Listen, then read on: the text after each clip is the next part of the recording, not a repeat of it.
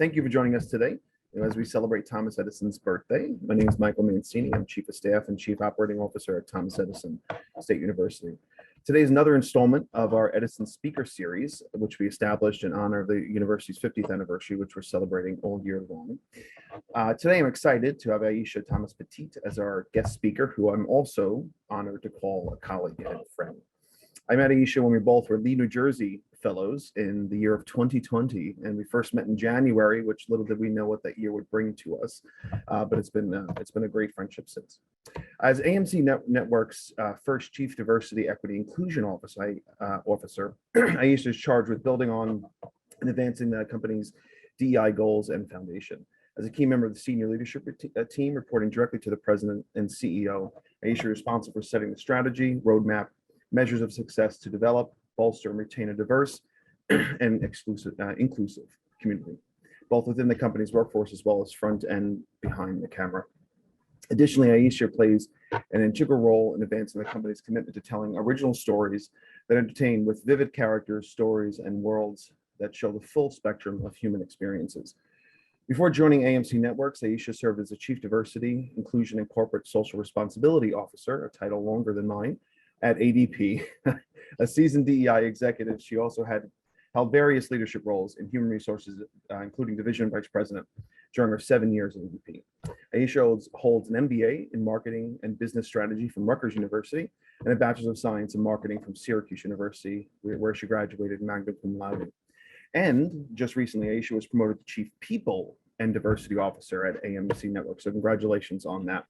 Before I turn it over, I would like to say on a personal note that Aisha has, beyond impeccable fashion, which you can tell, a kind and empathetic heart, two virtues which we all should strive to hone. So with that, Aisha. My goodness, how am I supposed to get through this? I'm smiling so very hard. Thank you, Michael. First, I'd like to thank you for the invitation, but also thank Dr. Hancock and the senior leadership team of TESU for the invitation to join you today. I couldn't be more thrilled to be joining you to celebrate the 50th anniversary of this great institution. But before we move into the topic or theme, rather, I'd like to cover, I want to properly introduce myself. And not that Michael did not give me a proper introduction as he did, but I'd like to introduce myself in a little bit of a different way. My name is Aisha Thomas-Petit. And yes, I am the Chief People and Diversity Officer for a major company, but there are also a few things about me that I think you should know. And since we're also celebrating Black History Month, I thought it would probably be important and smart for me to note that I am also the first Black person to sit on the executive leadership team of my company. But before we go into that, Aisha, and what I do on a day-to-day basis with the fancy C-suite title, there is the Aisha that I want you to know more pointedly. Aisha is the daughter of a now sober parent, the granddaughter of a biracial woman born in South Carolina in the 1930s, godmother to a child on the autism spectrum, sister to a gay man, aunt to a UC Santa Barbara student of Mexican, Hawaiian, and Black American descent who will be a neurosurgeon one day, wife of an immigrant from the first free Black republic, Haiti, mother to my amazing children, Zia and Nola, who will only know struggle through stories. These aspects of who I am are a part of my story. And now, somehow, I've found myself professionally in the storytelling business. When I landed at AMC Networks a little over a year ago, I had to ask myself, after having many positive experiences in other types of companies, for the first time in media and entertainment, I had to ask myself, who is AMC Networks really?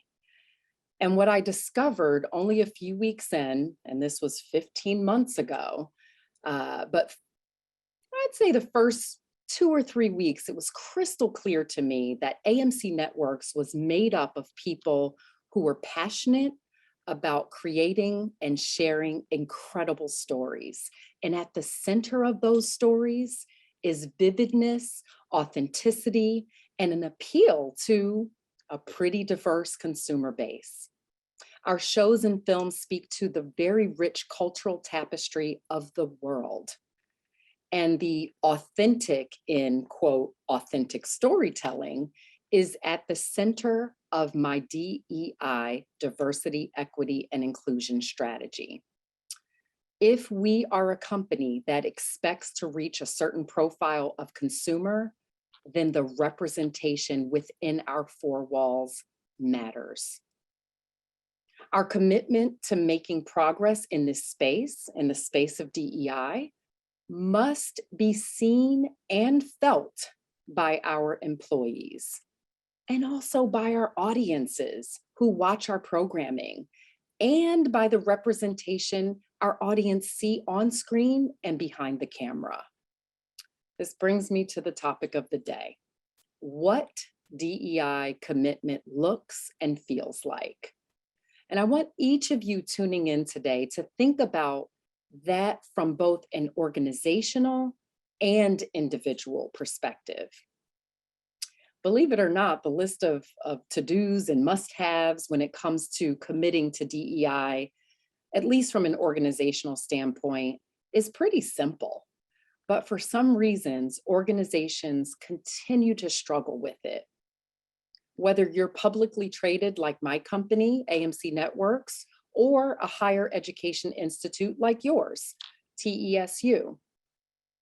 One thing is clear: you need to start, you as in organization you, needs to start with a clear vision for DEI. What are you trying to achieve? And whatever commitments you make as an organization has to come from the top. The leadership has to be bought in. Resources have to be allocated to support the work you intend to do. And policies need to be aligned to that work. And certainly not lost on any of you, goals, good old-fashioned goals and measures of accountability need to be in place, because what gets measured gets done. DEI cannot be, and I've said this probably a million times, maybe not a million, maybe 100 times since I've been here, and not necessarily to convince anyone, but to remind people that DEI cannot be a shiny new toy that we set on the side of things. It has to be embedded in how we manage the workforce and how our business operations run. Commitment to DEI means being prepared to embrace and respond to social issues that impact your employees or your consumer base. And we learned that in a more deep way over the last 2 years. Sometimes it meant that we had to take a stance publicly or privately on headline news, but it certainly has become more necessary for DEI commitments to be clearly understood inside and outside of the workplace. In the case of AMC Networks, it has meant that we use our platform on air, online, and in the social media space to help advance conversations that need to be had. It has also meant that we use our platforms to present content by and about audiences that have not traditionally been seen, or whose stories have risen to a level of importance, not just locally, not just domestically, but worldwide. A few of the series, I wouldn't be in the storytelling business if I didn't highlight some of our content that I'm really excited about, but we've got a few exciting series coming up that do just that. Put different stories on display, or put stories that need to be told in the forefront. We've got a show called 61st Street, which is a gripping look at the corruption and criminal justice system in general in the Chicago area, the city of Chicago specifically. And what happens to innocent people when they get caught up in that system. That piece is starring Courtney B. Vance, who you all know. Hopefully, you know. We've also got another one that I'm super excited about called Dark Winds. And this is a new mystery series, largely written by, directed by, and starring Native American cast and crew, including Zahn McClarnon. It was shot on Navajo land with the blessing of the Navajo Nation. We've also got Anne Rice's Interview with a Vampire coming up. All of this, along with Killing Eve, the critically acclaimed and award-winning cat and mouse drama starring the incomparable Sandra Oh and Jodie Comer. All of these things are upcoming and represent the type of content that we want to continue to put on display, reaching diverse audiences in a way that's never been done before. But beyond the screen, the commitment to DEI also means, and especially in my functions, it means facilitating lockstep work between human resources and the DEI function when it comes to very important business driving functions like recruiting, staff development, and building leadership competencies that really seek to and serve to promote an inclusive and equitable work environment. The goal is pretty simple. We're trying to create a culture of learning and growth where everyone feels included and feels like they belong, that their voice is heard, and that they're part of the collective success of our company. And that's what organizations should be doing. Partnering with outside organizations and industry partners to amplify the impact is also important. For us, what that means is partnering with a number of Change Hollywood organizations on projects like an enhanced inclusion rider on productions, which we use to ensure that underrepresented crew members have jobs and are in the pipeline for future employment. It also means ensuring that business leaders understand the business case for diversity with respect to products and services. We're beyond the point of DEI is the right thing to do. Of course, it's the right thing to do. But what I try and get business leaders to understand and embrace every day is that DEI drives better business results. It should be an integral part of the way we work, the way we operate. And that's really what it looks like in a nutshell from an organizational standpoint. But I promise to tell you how it feels, and I'm a big feeler. If you can't get that from me, I know it's hard. I wish I were in front of you so that I could feel the vibe. It's hard to look at myself on the screen, but I want you to really go with me on this journey of what it feels like. You ready? Okay. The feel comes from the posture of an organization's leadership and employees. The posture cannot be, what can I do to help? What can I do to help?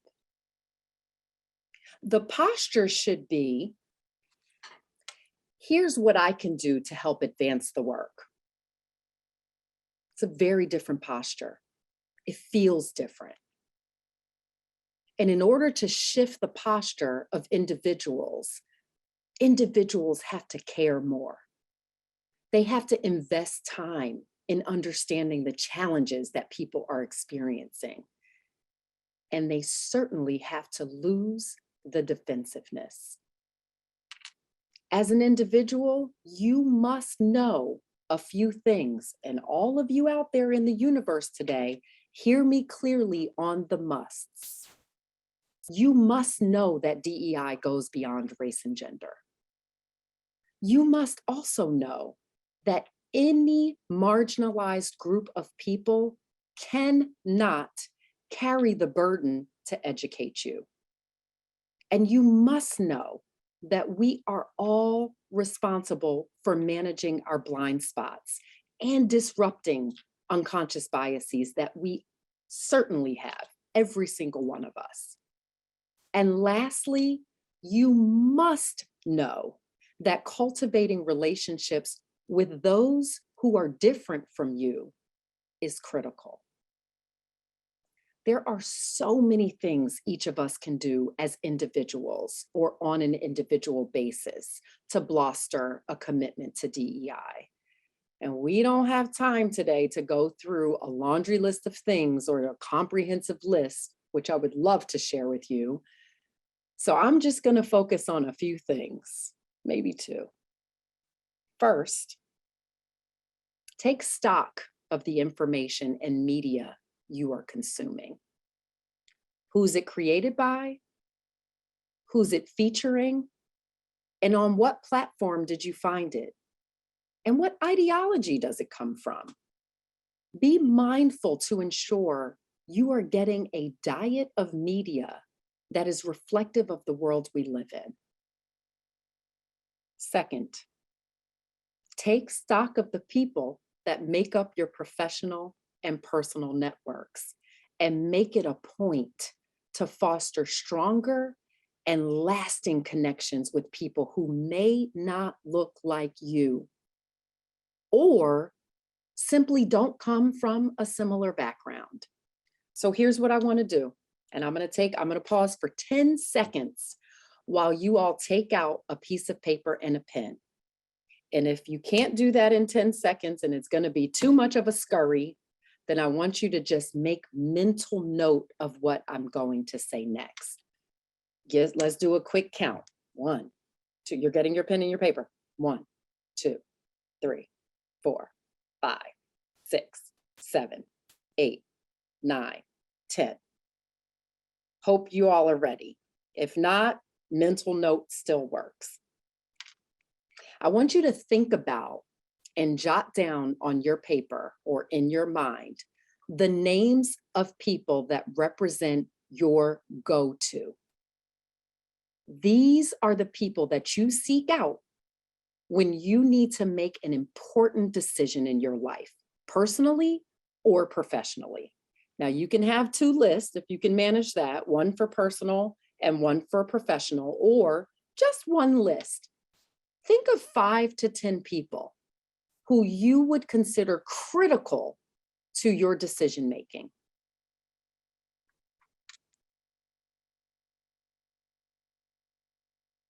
I can feel those lists building. I know that you all are doing this or thinking about it.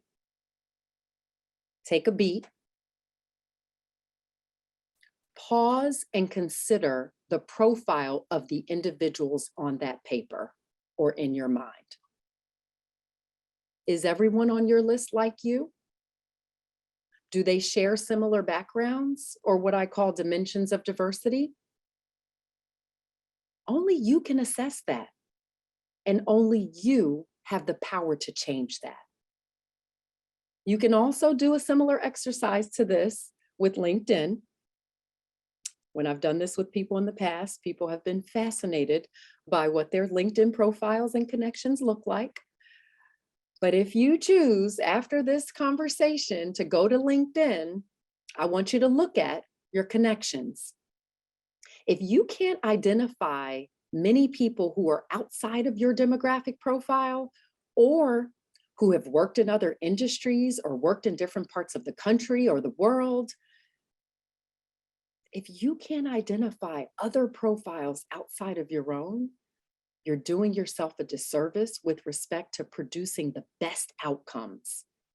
And also, you're doing yourself a disservice by not having your leadership extend beyond your current place or space. We all have a role to play in changing things, truly advancing diversity, equity, and inclusion. And as I said before, our posture should not be, what can I do to help? With that posture, the onus is then placed on the marginalized. Our stance has to be, here is where I am going to help. Here is where I think I can make an impact. Taken all together, when each of us focuses on our individual commitment, we make for greater and more sustainable collective impact. And while we certainly can't wait for every organization to get itself together and commit to this work, even though that's necessary, and it certainly is an integral part of making progress, we can't wait for organizations to have all the to-dos in place and check off the box on the must-haves. You have the power now to do your part. Commitment starts with the person you wake up and look at in the mirror every single day. Because the last time I checked, an organization is made up of people, of individuals like us. So let's take some steps forward to continue to advance this work. Let's put DEI, and beyond the acronym, let's put the essence of what diversity, equity, and inclusion means in everything we do.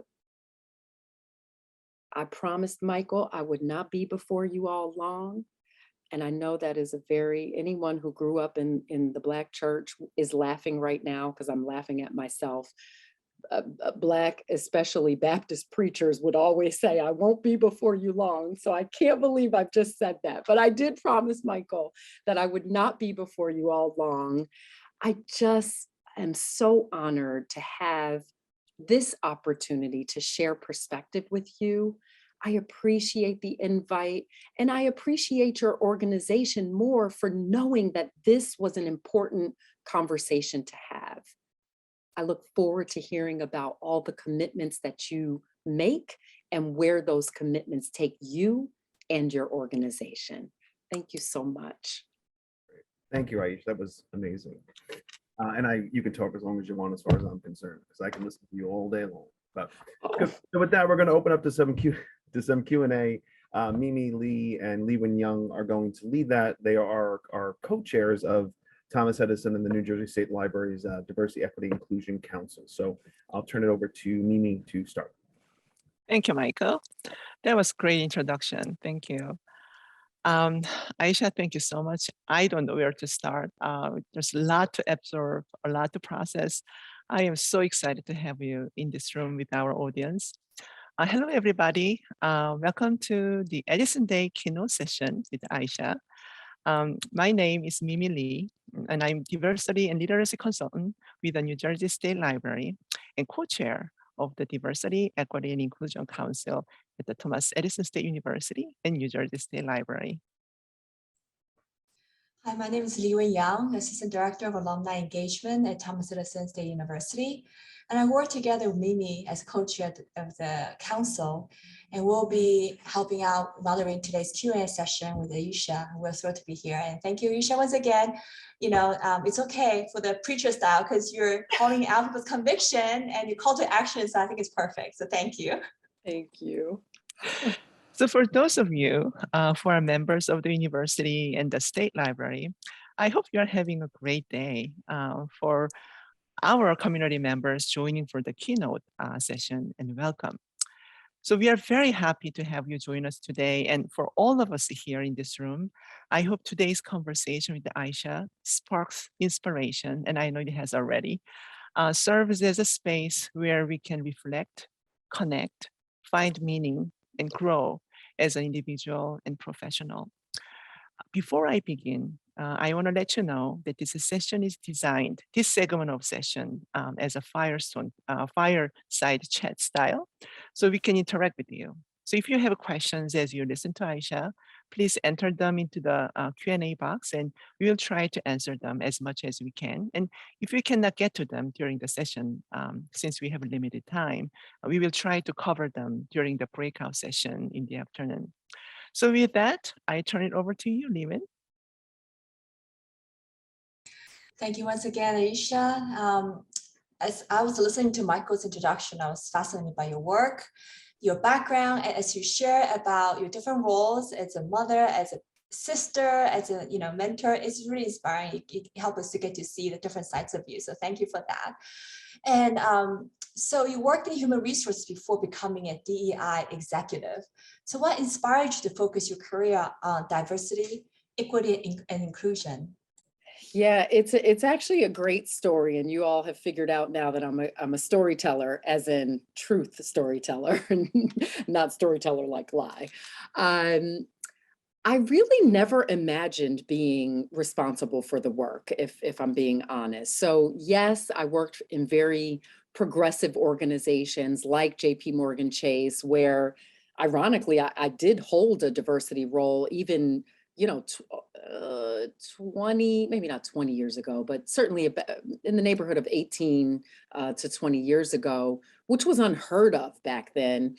I was still operating in the human resources function. And as a Black woman, it's always been very important to me to have diversity as a part of people strategy. So, having it as a part of a role in human resources was certainly something I was interested in and had the pleasure and opportunity to do.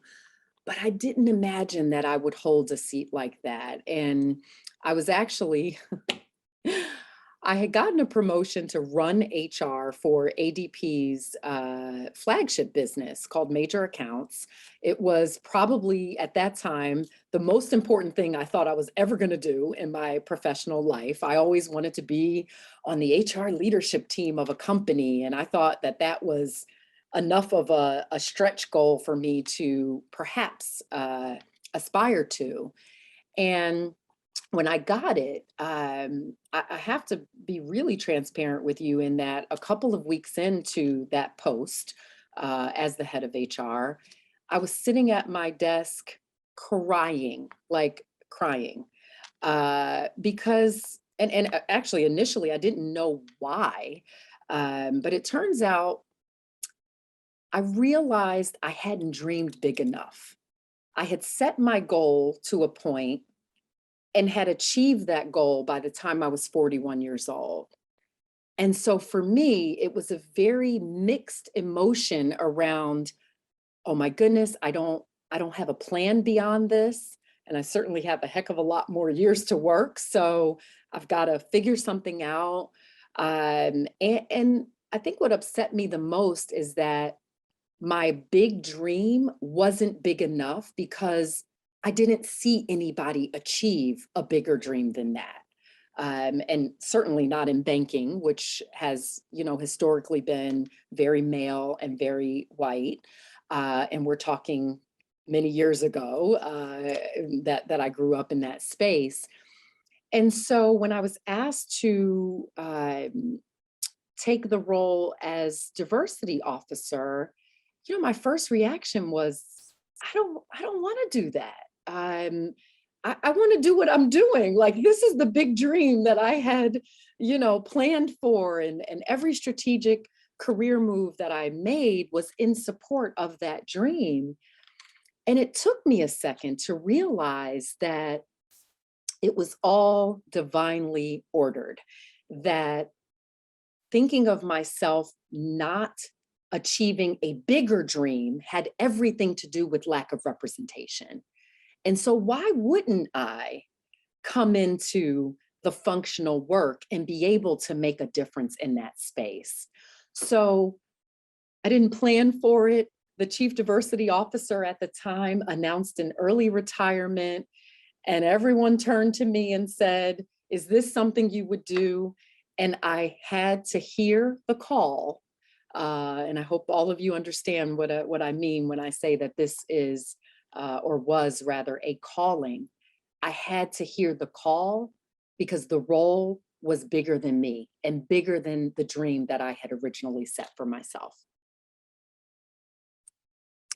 And thank goodness, Aisha, that you took up the job. Now I Hooray. find myself responsible for all of it, HR and DEI. So this is like a match made in heaven. Perfect. That was so inspiring. So I am very fascinated by your story and yourself, describing yourself being in the business of storytelling. The reason why it's fascinating is me as a librarian, and we have a lot of librarians and library professionals in this room who live and breathe library every day. And we also consider our libraries are also in the business of transforming communities. So my next question to you is that, can you share a DEI initiative that made a significant impact? And what suggestions would you have for DEI-driven working groups, such as our council at the University and State Library, to help them make an impact in our organizations and the communities that we serve? Very good question. And Mimi, you know this because we've talked privately, but I want to share for my librarian friends that are out there. Between 16 and 18 years old, my job was working in a library, and I was in the periodical section, and that was back when we had microfiche and microfilm. So librarians hold a special place in my heart, and I mean that. But let me just think about the thing that I think has made the biggest impact, and certainly within AMC Networks, but even beyond that. Two things come to mind. I think education and training is really, really important, as is mentorship. And so when I first got here, you know, there was definitely required sort of training that was more compliance oriented, which most organizations and companies have, if not all, right? But I evaluated that content and I said, you know, the people, we're living in very sensitive times. And there's fear on both sides, right? There's people are afraid to show up at work and be themselves. And then, I'll speak for the marginalized, and I consider myself part of two marginalized groups, women and Black people. So the marginalized show up trying to decide every day, do I bring my whole self to work or not? You know, do I try to work on, and this one really gets under my skin, because I've had people say to me, I deliberately lost my accent because of the negative perception around it. And that it makes me want to cry inside. You know, so you've got people deciding, do I come to work and tell my colleagues what I did over the weekend, you know, or not, you know? And then you've got people in the majority who are scared. You know, they're not scared to bring themselves to work because it's, you know, it's sort of the society has been built around the majority. But you've got people on that side, like, I'm afraid to ask a question, you know, or embark upon a conversation that may be perceived as inappropriate in the workplace because it's race-based or culture-based curiosity, if you will. So when I thought about the needs in the education and training space, I knew it had to go beyond the compliance training that all companies have. And so last year, we took our organization on a learning journey. We, and because we're still in COVID, it wasn't in-person training, but it was instructor-led training that really got to the meat of how to create an inclusive and equitable workforce. And, you know, with real live media and entertainment examples about how things work, you know, the roles people play, you know, who's in the decision-making seat and how that impacts how people show up. And I just really believe that that was one of the most important things we did last year, was take people on a DEI journey. We also at the same time kicked off what we called a mentorship collective, which wasn't one-to-one in mentoring. It was 1 to about 3 or 4. So it was very small group pod mentoring.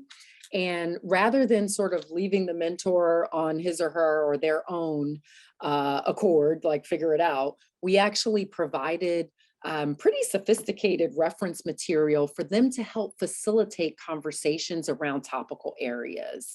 And we started with our employee resource group members as the mentees. So in our workforce, we have employee resource groups centered around various dimensions of diversity: Black, Latino, Latinx, women, LGBTQ+, parents and caregivers.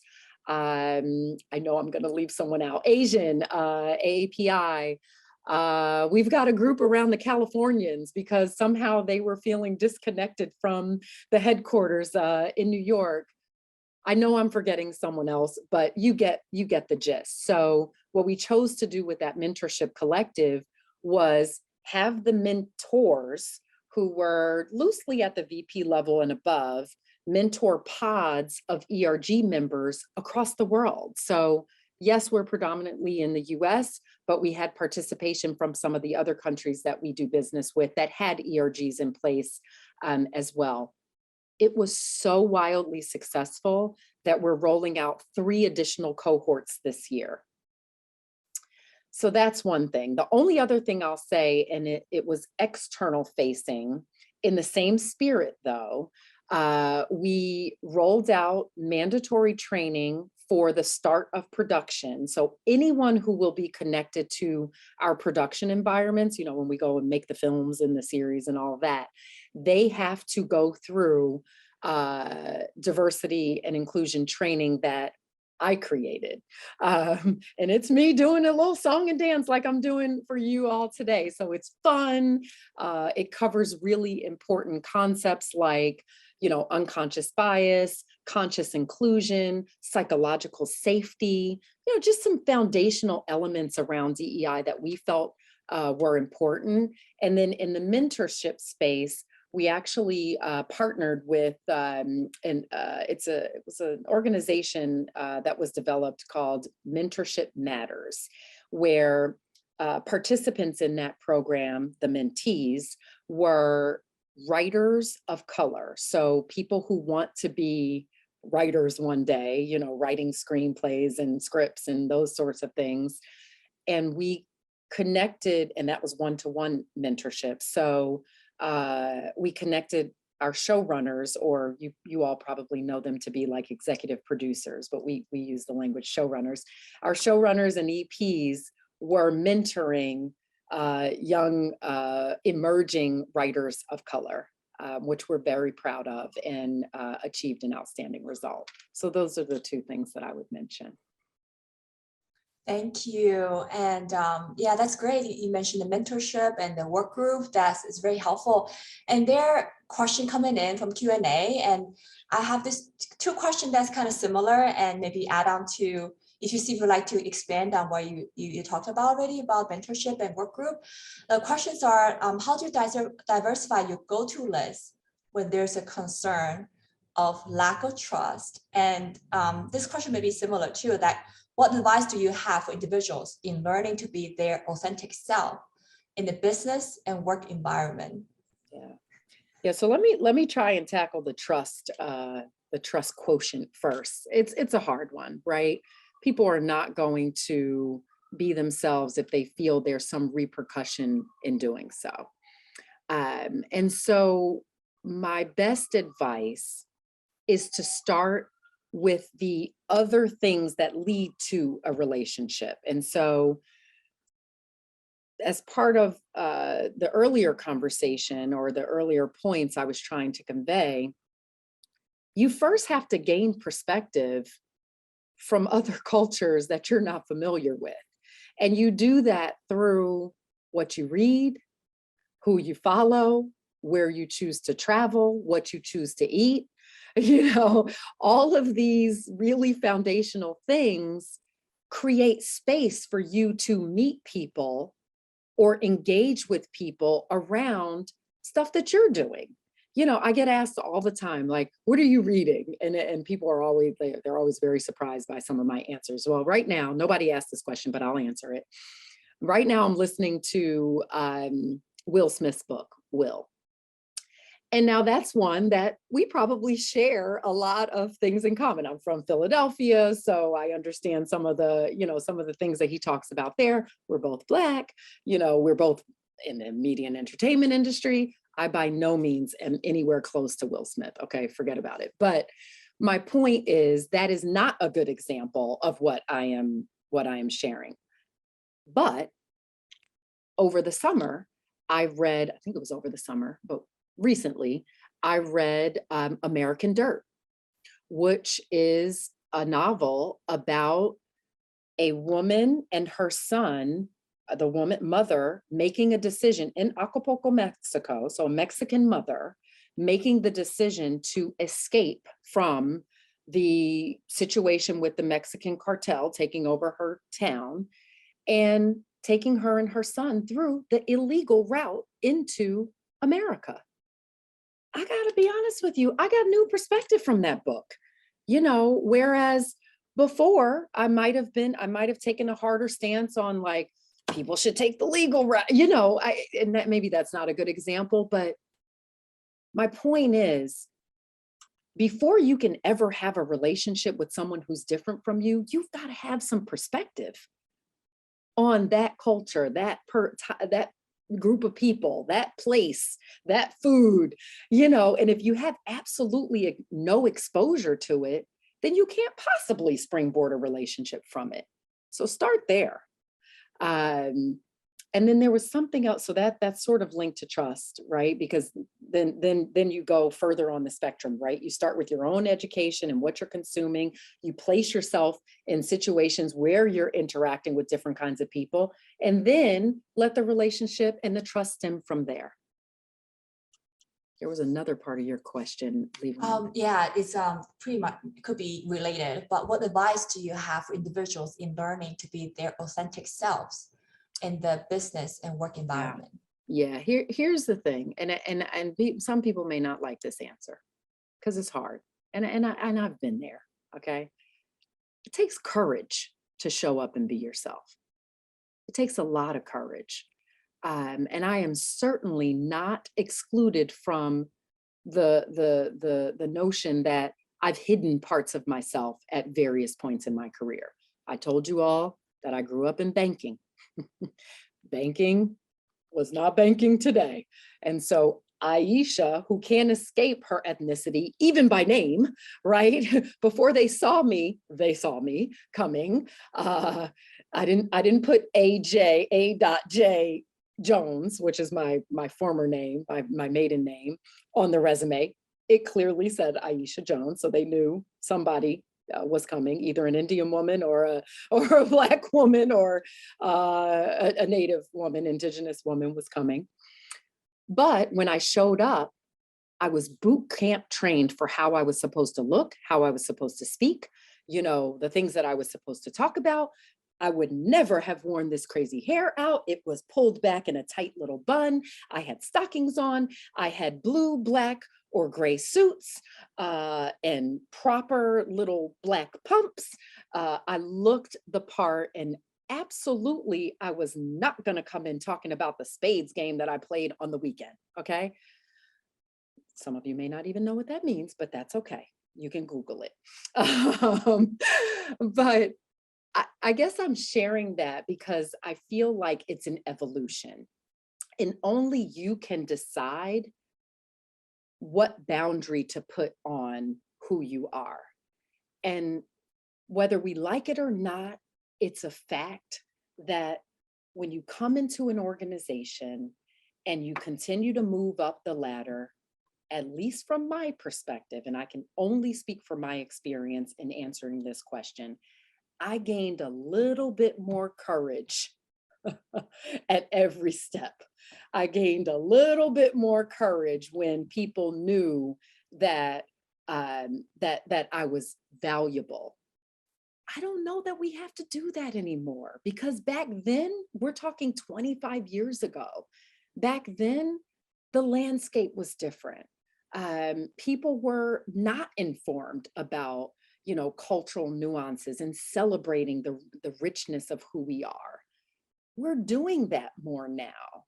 And so, while I can't show up and tell everyone, you come to work and you bring your whole self with you, or else, we can't do that. All I can do is encourage people to look at the examples that are in the universe of people who never would have made it 20 years ago or 40 years ago. I am a case in point. And if Aisha can show up and be her crazy, wild, and I see enthusiasm in the chat, enthusiastic self, I am giving the next young Black woman permission to do the same thing. Aisha, this is fascinating. I can listen to you all day long. This is just amazing. So we have questions is coming along, but I see these two questions, some are related, interconnected. And one is what suggestions do you have to assist your company move their efforts forward to achieve their goals? And in relation to this, what do you do to maintain your enthusiasm and maintain a difference every day? Okay, well, let's start with the company, because the what I do to maintain my enthusiasm is just a little bit more fun. So we'll spend some more time on that. What do I do to get my company? And really, it's a question around, I think, sustainability, making sure that somebody is being held accountable for advancing the work, whether it's, a month from now, a year from now, 5 years from now, 10 years from now. The name of the game for me is sustainability. Like, I don't want to approach this work as a nice thing to do. And so I'm really big on running the DEI function like a business. And when I say running it like a business, I mean, we're looking at dashboards of information. I am sharing with the executive team data that will help them understand the importance. And let me rattle off a list. We're looking at demographic data regularly. On a monthly basis, I share data from a dashboard around race, ethnicity, gender, which is what we have ready access to, but we're also getting ready to kick off a self-ID, voluntary self-ID, which would pick up on LGBTQ plus identification, disability identification, and some other dimensions of diversity. So that dashboard view is very important, but it can't stop at just the representation. I'm also looking at what that representation looks like through the stack. So I see that someone has popped in, Gil has popped into the chat some statistics around what happens to the demographics when you go further up the leadership chain. It is pitiful, okay? It's getting better. And I'm not speaking for AMC Networks specifically, I'm saying just in companies, the triangle on the people leading up all the way to the senior most CEO or president, it gets smaller and smaller for marginalized groups. Women, although women are doing better, but in particular, Black, Asian, and Hispanic, and Indigenous. Those are demographics that are falling off, at each rung of the leadership level. And so I'm providing transparency into that for my company. We're also looking at attrition data by demographic. I'm looking at employee engagement surveys. You know how companies do how do you feel about working here? And a bunch of other questions that go along with that. We're looking at that data with demographic cuts. Is somebody having a different level of favorability? Is there wild variation between how this group responded to this set of questions versus this? And so taking a data-driven approach almost, forces you into a level of accountability that organizations who aren't doing that have. The other thing that I think is really important, and I shared with the CEO when I took the job, actually before I took the job, I said to him, and I have nothing but love for him. He's no longer the CEO. He's transitioned into another role, but the new CEO also knows this. If y'all are looking for a savior, I'm not it. I'm not it. I don't want the job if that's what you think this is about, because I can't fly in with my cape on and save the day. As I said in my talk earlier, this is a collective responsibility, right? And so one of the other things that I put in place to ensure sustainability and accountability is a few governance structures. I've got a CEO task force that is made up of senior leaders that cuts across every function or business. We call them brand, every brand in our business. We meet monthly, and I have 3 separate and distinct task forces, which are made of not just senior people, but a mix of people from across our organization. One task force is focused on our workplace and our people. And so all of the initiatives that get planned for there are aligned to that. The second one is aligned to our content and our programming. So some of the initiatives like a Mentorship Matters would have come out of that task force. And then the third one, the task force, is around our brand. And, you know, this notion that diversity, equity, and inclusion as subject matter or as something that we're committed to needs to be articulated and felt.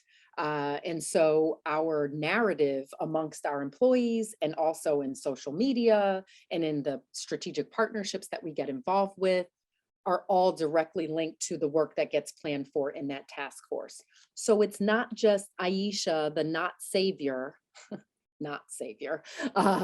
who's doing the work. It's a bunch of people locking arms to get this work done. So let me tackle the what I do to stay enthusiastic. And I have no idea how much time we have left, and I'm a talker. So Mimi, Lee Wen, tell me when it's time for me to be quiet, okay? Here's the thing.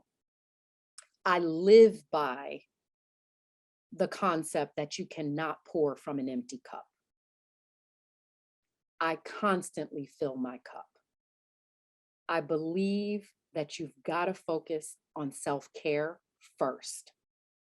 And a lot of people, maybe some people, will say this is a very selfish stance, but my selfish stance is I'm going to put me first so that I can be well positioned to serve others, because I can't pour from an empty cup. So there's a few lessons in that. One, I wake up in the morning, glass half full. If I open my eyes and I got out of my bed, I've already won. I'm already winning, okay? Some days, and there are hard days, when I can't quite get to that glass half full, I'm thankful to have a glass, okay? We live in a first world country here. And we've talked about the fact that I am married to a Haitian man who came to this country at 8 years old, spoke no English, while his parents brought 7 children one by one when they could afford to do so. I'm blessed. If I woke up and I opened my eyes, I got a glass. That's point number 1. Point number 2 is I pull out all stops to keep myself healthy and well. I pray, I go to church, I meditate, I read a bunch of stuff that motivates me and keeps me inspired. I follow incredible people on IG that give me little messages every day. I have amazing friends. I have a wonderful family. I have a husband who is Superman, and Superman, I could not have been any of what I am right now as a mother, particularly, without a supportive partner. I've got a whole tribe of people around me that lift me up. And when I've experienced the opposite, I get the scissors out. I get the scissors out because I can't afford for the vibe or the the negativity that sometimes comes with people, places, and things. I try to keep it at a minimum. I do. Because you know what? This life is too short for us to walk in it unhappy and not whole. And so my stance around self-care is total wellness and wholeness. And and sunshine. I try to bring the sunshine. We got enough clouds and enough rain. Sunshine. I bring the sunshine every day, but I do take very, very pointed steps to keep myself healthy so that I can show up enthusiastic, as the question was asked. That's great. That's so important. And I think a lot of questions that you kind of answered already pretty much is about how to measure success and how to bring your authentic self and how to fill your cup. And that's so important, that self-care, and you address those topics and issues. And we can see that you're sunny and smile and it's contagious. So it works. So thank you for sharing. Thank you. Thank you so much. And thank you for all the questions. This has been such a pleasure. I see Michael's back, so that must mean we're running out of time. Yes. Come and tell you that, yes. Well, thank you, Aisha. This has been really great. I mean, I've known you for a long time, but I've never heard you professionally speak. So this has been a really great for me too. So I want to thank everyone for joining us, and particularly Aisha for sharing her knowledge and being so open. I think the openness for me is what garners so much credibility in what you do. When you can be open about yourself, it means that you're open to others, which I think is a really great thing. So I want to thank everybody. And with that, I will say goodbye. Take care, everybody.